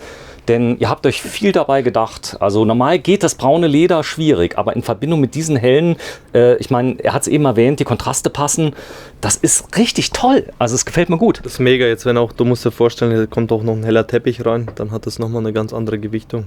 Ja. Aber wir haben gestern noch mit 4 Mann an dem Fahrzeug geschraubt. Und du auch, oder? Und da durfte der Teppichleger nicht rein. Der hat jetzt 5 Sitzplätze eingetragen? Der hat 5 Sitzplätze eingetragen, ja. Das ist auch eine einmalige Geschichte. Wir haben ja eine 10 Grad schräg gestellte Sitzgruppe und trotzdem eine Gurtanlage drin. Das heißt, die 10 Grad Schräge hier, die öffnen die Sitzgruppe noch derartig, sie machen es noch weiter, als sie ohnehin schon ist. Und das noch in der Kombination mit der Gurtanlage. Die Gurte kann man natürlich einfach wegtun, nach hinten versenken und wegnehmen, weil die werden ja am seltensten gebraucht. Ich zeige mal gerade was ganz Schönes. Mein Sohn setzt sich immer hier hin und wenn wir mal alleine fahren, meine Frau ist nicht dabei, dann mache ich hier diesen Sitz mal runter, so wie du das gemacht hast. Und dann kann mein Sohn, warte mal, ich schiebe das mal gerade hier rüber, da kann mein Sohn nämlich während der Fahrt hinten, der kann dann, genau, wenn du mal so lieb bist, mach mal gerade Magnet zu. Ich zeige euch das mal gerade als Anwendung. Jemand kann hinten sitzen, kann am Notebook arbeiten. Der Tisch ist ja zugelassen, auch während der Fahrt zu nutzen. Ich meine, den kann man ja nicht abschrauben. Und Nein, ich meine, ich kann dir das ja auch durchaus demonstrieren. Du kannst hier, wenn du angeschnallt bist, auch tatsächlich noch arbeiten. also viele nutzen das ja, um Handarbeiten zu machen. Meine Frau hat die Nähmaschine dabei, hat sich übrigens bei Amazon eine Nähmaschine gekauft für 18 €, hat sich gefreut wie ein kleines Kind, die näht sogar richtig gut, ja, eine ganz kleine, die ist dann mit dabei und hat sich schon überlegt, und sie ist mit dem Grundriss hier, mit dem, ich sag mal so, mit der Barversion, die es heißt, außerordentlich zufrieden. Ist das die meistverkaufte, ist das der meistverkaufte Grundriss? Oder teilt er sich mit dem anderen? Ja, also wenn du jetzt 2-3 Jahre zurückgehst, dann war der Verteiler, ich würde mal sagen, also deutlich noch unter 50%, vielleicht 45, 46% Barversion. Mittlerweile ist die Barversion stärker in Mode gekommen. Das heißt, wir haben bei den Fahrzeugen vielleicht 55%, wobei man hier differenzieren muss. Die Zahlen gelten jetzt praktisch ausschließlich von Palace nach oben. Für Home und Loft sieht es wieder anders aus. 10 cm die Fahrzeugbreite hier, Robert? Wir haben 2,50 Meter. 2,50. 2,55. Das ist ja nicht die Länge mit den Spiegeln, sondern die Spiegel kommen dazu, die draußen sind. Die Spiegel kommen dazu. Ja. Kommen dazu. Das heißt, ich habe eine Aber sie Innenbreite. kommen nicht auf 2,55, weil die 2,55 sind die Kotflügel. Und ich habe es deswegen jetzt gesagt, weil die 55 sind bei dem Fahrzeug tatsächlich nötig, weil der Actros ein Fahrwerk hat, wo die äußere Breite der Reifen von Außenbreite der Reifen 2,54 Meter ist. Das heißt, wir können gar nicht schmäler bauen. Schade, oder? Nein. Das ist ja dieser gigantische Eindruck, das Gefühl des Ohne Slideout, ja. Ohne Slideout. Ich meine, ich habe hier Platz ohne Ende. Also, selbst für einen großen Hund. So, da kommen die Herren. Das ist, glaube ich, das ist ganz flüssiges Gold, was da gerade langläuft, oder? Ich glaube, da sitzen Millionen von Umsatz, oder? Nee, oder gehen? Die so schön angezogen sind wie wir. Alles unsere Stammbelegschaft. Das sind die wesentliche Mitarbeiter aus unserem Management, die für viele Sachen verantwortlich sind. Und finden wir es immer gut, wenn eine gewisse, wir sind Morelo, wir sind Familie. Also wir machen keine Entscheidungen irgendwo im Hinterstübchen oder am Mond, sondern wir versuchen unsere Leute mit einzubinden, weil im Endeffekt sind die ja die Träger des Erfolges. Also der Mitarbeiter ist letzten Endes der Träger des Erfolgs. Und wenn so Leute wie die Daniela sich nicht um wirklich die letzte Schraube kümmern würden, dass die auch tatsächlich noch beikommt, dann wären wir auch nicht so erfolgreich. Es ist so, der Service ist phänomenal. Ich habe ihn probiert. Also samstags geht's los ab 10, muss man sagen. Dann bist du die Woche über da. Da kommt immer einer mit fränkischem Akzent. Also nichts gegen Leute, die nicht gut Deutsch sprechen, aber ihr habt da kein Callcenter dahinter, was in Dubai landet oder so.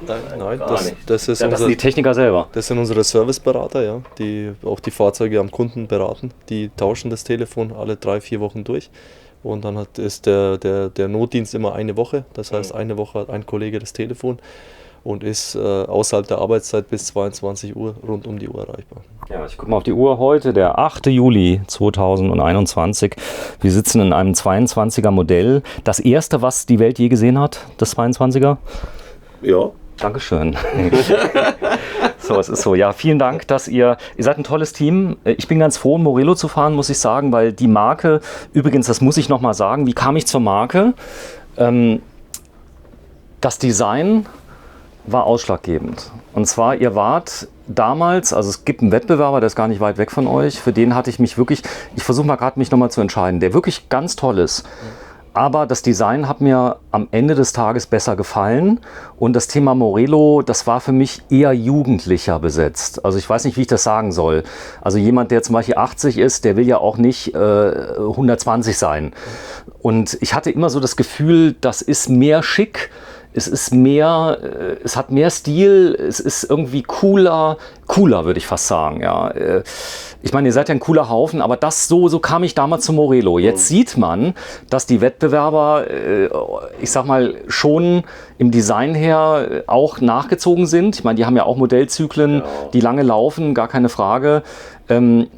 Jetzt muss man aber dazu sagen, der deutsche Markt ist ein ganz homöopathischer Markt, verglichen zum Beispiel mit Amerika, oder?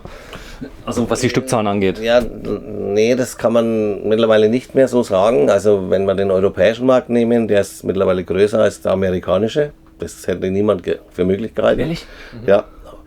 Der europäische Markt ist stärker wie der gesamtamerikanische. Das ist Achso, Gesamtwohnmobile meinst du? Ja, Wohnmobile ist Wahnsinn. Hätten wir uns nie gedacht. Aber der Träger des europäischen Markts ist der deutsche Markt. Also da geht die Post ab, während in anderen Ländern ist eine moderate Steigerung. Aber in Deutschland geht wirklich die Post ab. Und da muss man einfach sagen, es hat sich einfach in der Bevölkerung hat sich was geändert. Und wir freuen uns natürlich, dass du über das Design zu uns gekommen bist.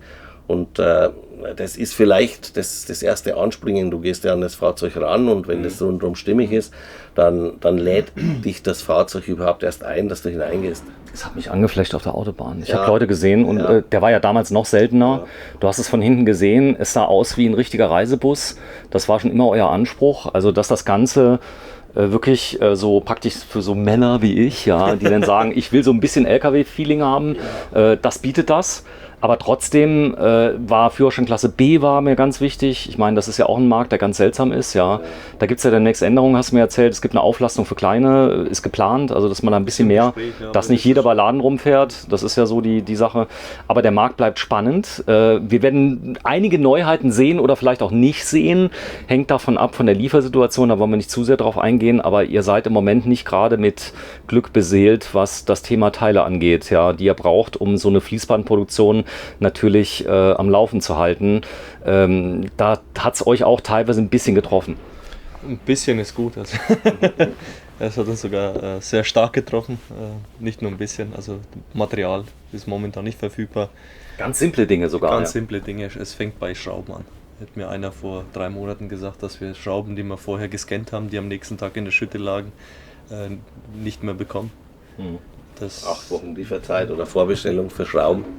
Ihr habt mir erzählt, dass ganz große Lieferanten, wir wollen mal keinen Namen nennen, euch noch nicht mal mehr eine Lieferauskunft geben können, wann was kommt. Ja, das ist so. Also es ist ja auch, ich glaube in der ganzen Welt, auf jeden Fall mal in Deutschland, versteht ja wohl kaum jemand, wie es zu den Lieferengpässen kommt, denn die Firmen sind noch da, die Mitarbeiter sind noch da und es ist fast nicht vorstellbar, wieso diese Lieferengpässe überhaupt sind, aber ja, es ist nun mal so und die eigentliche Problematik ist, den Leuten zu erklären, dass man ihr Auto nicht ausliefern kann. Ich glaube, das ist ganz, ganz bitter im Sommer. Weil eine Toilette fehlt, oder das Navi ohne Bedienteil oder das Navi geliefert wird, aber der Einbaukit nicht lieferbar ist. Oder also, es sind unvorstellbare Geschichten, die uns da jeden Tag umtreiben. Und es bleibt unheimlich spannend. Und für uns ist es auch so, wenn wir nicht die Leistungsfähigkeit unserer Mitarbeiter hätten, die gerade in diesem Führungskreis sind. Ich glaube, dass sie viel telefonieren. Dann, das ist Wahnsinn. Das ist Wahnsinn. Also meine E-Mail schreiben hilft da ja nicht, oder? Also Warenbeschaffung ist eine Kunst und für uns ist die Kunst, Autos nicht ausliefern zu können, ist natürlich auch hart, weil da hast du schon mal für 15 Millionen Euro fertige Autos da stehen, wo 1, 2 oder 3 kleine Teile fehlen. Ich habe bei den Kollegen gedreht bei Tabat, Werksführung, der Werksleiter, den kennst du. Genau, der ganze Hof war voller Wohnwagen ohne Fenster. Die waren dann zugeklebt. Das habt ihr ja miterlebt. Das ist ja noch harmlos. Ja, wir haben auch gerade sehr viele Sperrholzfenster. Du hast dann keine Wahl. Stauklappen, Fenster, Ist egal, wird zugeklebt, das Auto ist sonst fertig. Für uns immer sehr ärgerlich, du hast hier die Küche gesehen, die ist sehr kompliziert aufgebaut. Ja. Und wenn das Küchenfenster nicht lieferbar ist, dann haben wir hier 4 Stunden Mehrarbeit, wie wenn wir das Fenster im Band einbauen. Also liebe Zuschauer, wenn ihr Morelo bestellt habt, seht das jetzt. Ihr könnt wirklich nichts dafür. Dir glaube ich sogar. Ihm nicht, oder? Doch, dir auch. Komm, Was soll das heißen? Robert, also ich bin ganz gespannt. Wir sind jetzt auf der Messe. Wir gehen noch ganz kurz raus. Abmoderation draußen. Ganz viele Händler, die schon da sind, die warten. Wir halten mal ganz kurz rein in den Schulungsraum, denn heute wird geschult. Ganz viele neue Produkte, die ich nicht sehen darf. Top Secret, die wir, klar, du hast schon gesagt, darfst du schon sehen, aber da... Nicht unbedingt gleich filmen. Das ist so. Man muss sagen, das ist auch keine Feierveranstaltung, die wir haben. Guten Tag. Alles gut? Alles gut, ja, super. Sehr schön. Wenn Sie sich mal gerade vorstellen. Ich bin der Jochen Reimann, Mitgründer von Morelo Reisemobile und jetzt gerade am Telefon. Ja, danke. So, das war ganz. Ja, und das ist so das Wichtigste, was ihr habt, oder? Ja. Ich darf es mal ganz kurz zeigen. Das sind eure Händler? Das sind unsere Händler, ja. Einige davon. Sind nicht alle da, oder? Ja, im deutschsprachigen Raum. Gute 90%. Sind Okay, leider so. nicht alle gekommen, aber. So, tschüss und vielen Dank und bis zum nächsten Mal. Das ist eine Revolution. Es tut mir auch sehr leid, dass ich ihn unterbrochen habe, aber ich sag mal, die Leute wollen wir mal ganz kurz zeigen. Und da steht ja der Empire Liner Modelljahr 2022. Wir lassen ihn los auf die Öffentlichkeit.